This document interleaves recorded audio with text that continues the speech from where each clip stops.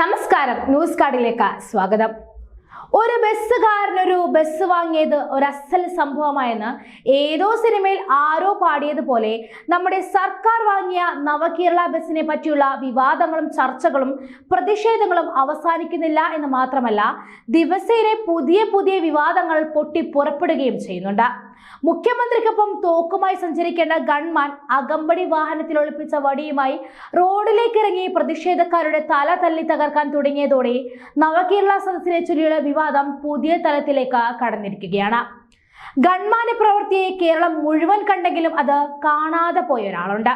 വേറെ ആരുമല്ല, എല്ലാം ശരിയാകുമെന്ന് പറഞ്ഞു വന്ന പാർട്ടി തലവൻ മുഖ്യമന്ത്രി പിണറായി വിജയൻ. കണ്ണൂരിൽ മുഖ്യമന്ത്രിയുടെ ബസ്സിന് നേരെ കരിങ്കൊടി കാണിച്ച യൂത്ത് കോൺഗ്രസുകാരെ ഡിവൈഎഫ്ഐക്കാർ പിടിച്ചു തല്ലുമ്പോൾ വടിയുമായി ഗൺമാനും ഒപ്പമുണ്ടായിരുന്നു. ആലപ്പുഴ ജനറൽ ആശുപത്രി ജംഗ്ഷനിൽ ബസ്സിന് നേരെ കരിങ്കൊടി പ്രതിഷേധം നടത്തിയവരെ ലോക്കൽ പോലീസ് നീക്കുന്നതിനിടെ ഗൺമാൻ കാറിൽ നിന്നും വടിയുമായി പുറത്തിറങ്ങി യുവാക്കളുടെ തല അടിച്ചു പൊട്ടിച്ചു. മുഖ്യമന്ത്രിയുടെ ബസ്സിനൊപ്പം സഞ്ചരിച്ച സുരക്ഷ ഒരുക്കേണ്ടയാൾ പിന്നിലുള്ള കാറിൽ നിന്നും ഇറങ്ങിയാണ് ആക്രമണത്തിന് നേതൃത്വം നൽകിയത്. ഇത് കേരളം മുഴുവൻ മാധ്യമങ്ങളിലൂടെ കണ്ട കാഴ്ചയാണ്. എന്നിട്ടും വാഹനത്തിൽ മുന്നിൽ ചാടി വീണവരെ യൂണിഫോമിലുള്ള പോലീസുകാർ തടയുന്നതാണ് ഞാൻ കണ്ടത്. എന്റെ കൂടെയുള്ള പോലീസുകാർ വളരെ മുന്നിലായിരുന്നു എന്നാണ് മുഖ്യമന്ത്രിയുടെ വാദം. കണ്ണുണ്ടായിട്ടും കണ്ടില്ല എന്ന് നടിക്കുന്നത് കഴിഞ്ഞ 7 വർഷമായി നമ്മൾ കാണുന്നത് കൊണ്ട് തന്നെ മുഖ്യമന്ത്രിയുടെ ഭാഗത്തു നിന്നും ഉണ്ടായ ഈ പ്രതികരണം എക്സ്പെക്റ്റഡ് റിപ്ലൈ ആയിരുന്നു. കേരളത്തിൽ സമരത്തിന് പോയാൽ അടി കിട്ടും, അടി കൊടുക്കാനാണ് പോലീസ്. സമരം ചെയ്ത് 2 അടിയൊക്കെ കിട്ടുമ്പോഴാണ് നേതാവാകുന്നത്. ഇത് പറഞ്ഞത് ഫിഷറീസ് സാംസ്കാരിക യുവജനക്ഷേമ വകുപ്പ് മന്ത്രി സച്ചി ചെറിയാനാണ്. ഭരണപക്ഷം ഒരു കാര്യം ചെയ്താൽ പ്രതിപക്ഷമോ ജനപക്ഷമോ പ്രതികരിക്കും. അത് സ്വാഭാവികവും മൗലിക അവകാശങ്ങളിൽ ഒന്നുമാണ്. അപ്പൊ പിന്നെ ജനാധിപത്യത്തിന്റെ നെടുന്തൂണായ പോലീസുകാർ സമരക്കാരെ തല്ലാൻ വേണ്ടിയുള്ള സർക്കാർ ഗുണ്ടകളാണെന്നാണോ മന്ത്രി ഉദ്ദേശിച്ചത്? അല്ലെങ്കിൽ ഈ സജ്ജി ചെറിയാൻ മൈക്ക് കിട്ടിയാൽ പിന്നെ പറയുന്നതെന്തെന്ന് യാതൊരു വെളിവും ഉണ്ടാകില്ല. കഴിഞ്ഞ മന്ത്രിസഭയിൽ ഇന്ത്യൻ ഭരണഘടന വിരുദ്ധമായി പ്രസംഗിച്ച് രാജിവരെ വെച്ചതും ഇത്തവണ കേരളത്തിൽ കൃഷി ചെയ്തില്ലെങ്കിൽ ഒന്നും സംഭവിക്കില്ല, തമിഴ്നാട്ടിൽ അരി ഉള്ളിടത്തോളം കാലം കേരളത്തിൽ ആരും പട്ടിണി കിടക്കില്ല എന്നും വിവാദ പ്രസംഗം നടത്തി അത്യാവശ്യം ഫേമസ് ആയതുകൊണ്ട് തന്നെ പോലീസിനെ സർക്കാർ ഗുണ്ടകളാക്കി അദ്ദേഹത്തിന്റെ വാദം മറ്റൊരു വിവാദത്തിനും തിരികൊളുത്തുമെന്നത് ഉറപ്പാണ്.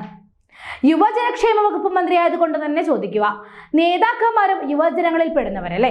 അപ്പോ പിന്നെ അവർക്ക് 2 അടിയൊക്കെ കൊടുത്തുകൊണ്ടാണോ ക്ഷേമം നടത്തുന്നതെന്ന് മനസ്സിലാവുന്നില്ല.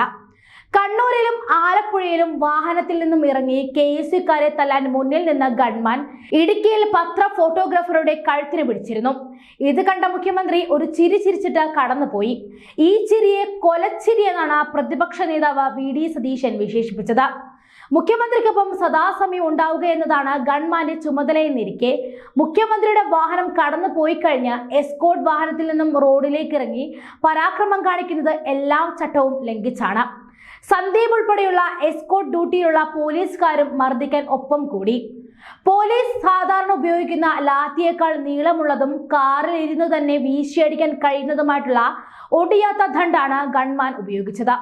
മുഖ്യമന്ത്രിക്ക് 3 ഗൺമാന്മാരും 5 റിംഗ് റൗണ്ടറുമാണുള്ളത്. ഇവരുടെ എല്ലാം കയ്യിൽ പിസ്റ്റൾ ഉണ്ട്. റിംഗ് റൗണ്ട് എന്നാൽ പേഴ്സണൽ സെക്യൂരിറ്റി ഉദ്യോഗസ്ഥരാണ്. ഇവർ മുഖ്യമന്ത്രിയുടെ വസതിയിലും ഓഫീസിലുമാണ് ജോലി ചെയ്യുക. ഗൺമാരിൽ ഒരാളായിരിക്കും ഒരു സമയം ഒപ്പമുണ്ടാവുക. ഇവർ VVIP സഞ്ചരിക്കുന്ന എല്ലായിടത്തും ഒപ്പമുണ്ടാകണം. കയ്യിൽ കരുതേണ്ടത് പിസ്റ്റളാണ്, അല്ലാതെ വടിയോ ലാത്തിയോ അല്ല. VVIP ആരെങ്കിലും ആക്രമിക്കാൻ വന്നാൽ മാത്രം അദ്ദേഹത്തിന് ജീവൻ രക്ഷിക്കാൻ മറ്റു വഴിയില്ലെന്ന് വന്നാൽ വെടിവെക്കാൻ ഗൺമാന് അധികാരമുണ്ട്. മാരക ആയുധങ്ങളുമായി ആക്രമിക്കാൻ വന്നാൽ അവരെ ബലം പ്രയോഗിച്ച് തടയാം. എന്നാൽ വാഹനത്തിൽ സഞ്ചരിക്കുമ്പോഴാണ് ജീവന് ഭീഷണി ഉണ്ടാകുന്നതെങ്കിൽ വാഹനം ആദ്യം സംഘർഷ സ്ഥലത്തു നിന്നും മാറ്റുന്നതിലാണ് ശ്രദ്ധ കേന്ദ്രീകരിക്കേണ്ടതെന്ന് കേന്ദ്ര സർക്കാരിന്റെ ബ്ലൂ ബുക്കിൽ പറയുന്നു. അകമ്പടി പോലീസുകാരുടെ ചുമതല മുഖ്യമന്ത്രിയുടെ വാഹനത്തിന് മുന്നിലും പിന്നിലും സഞ്ചരിക്കുക എന്നതാണ്. അദ്ദേഹം പുറത്തിറങ്ങുന്ന സാഹചര്യത്തിൽ ചുറ്റും സുരക്ഷാ വലയം ഒരുക്കണം. ഇതൊക്കെ ലംഘിച്ചാണ് സന്ദീപ് ഉൾപ്പെടെയുള്ള അകമ്പടി പോലീസുകാർ പ്രതിഷേധക്കാർക്കെതിരെ തിരിഞ്ഞത്. എന്നാൽ നവകേരള ബസിന്റെ യാത്രക്കിടെ ആലപ്പുഴയിൽ ഇതെല്ലാം മുഖ്യമന്ത്രിയുടെ ഗൺമാൻ അനിൽകുമാറും ലംഘിച്ചു.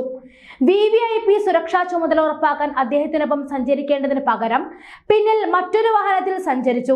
പ്രതിഷേധക്കാരെ കടന്ന് മുഖ്യമന്ത്രിയുടെ വാഹനം മുന്നോട്ട് പോയപ്പോൾ അതിന് പിന്നാലെ പോകേണ്ടതിന് പകരം വാഹനം നിർത്തി വടിയുമായി ചാടിയിറങ്ങി പ്രതിഷേധക്കാരെ മർദ്ദിച്ചു. യൂണിഫോമിലല്ലാതെ പോലീസുകാർ ലാത്തി ചാർജ് നടത്താൻ പാടില്ല എന്ന നിയമവും അവിടെ ലംഘിക്കപ്പെട്ടു. പോലീസ് മാനുവലിന് വിരുദ്ധമായി ആയുധങ്ങൾ മുഖ്യമന്ത്രിയുടെ അകമ്പടി വാഹനത്തിൽ കൊണ്ടു നടക്കുന്നുവെന്ന ഗുരുതരമായ ചട്ടലംഘനവും ഇവിടെ സംഭവിച്ചു. അംഗരക്ഷകരുടെ ചെയ്തികളെ മുഖ്യമന്ത്രി ന്യായീകരിച്ചതിന് പിന്നാലെ അകമ്പടി സ്ക്വാഡിലെ സന്ദീപിന്റെ തിരുവനന്തപുരം പട്ടത്തെ വീട്ടിലേക്ക് യൂത്ത് കോൺഗ്രസ് പ്രവർത്തകർ പ്രതിഷേധ മാർച്ച് നടത്തി.